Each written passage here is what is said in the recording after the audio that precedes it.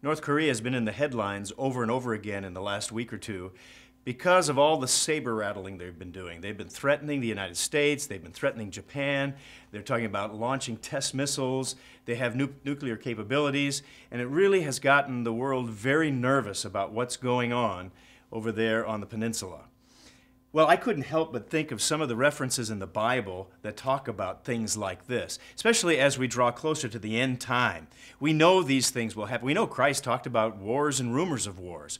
And those kinds of things are happening all around us, if we're taking note. Now, the passage that it reminded me of is the passage that's over in Joel. It's over in Joel chapter 3, beginning in verse 9. And it has to deal with those who are weak and yet do a lot of saber rattling.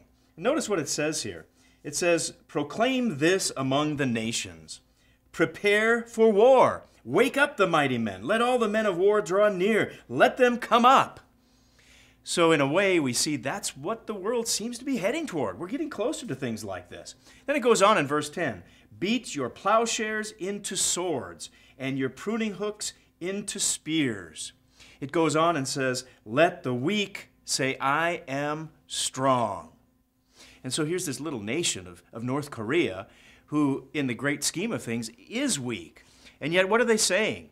They're saying these kinds of things, that we are strong and U.S., you better watch out. Does that sound familiar? Does that sound like it could be beginning to fulfill passages like this?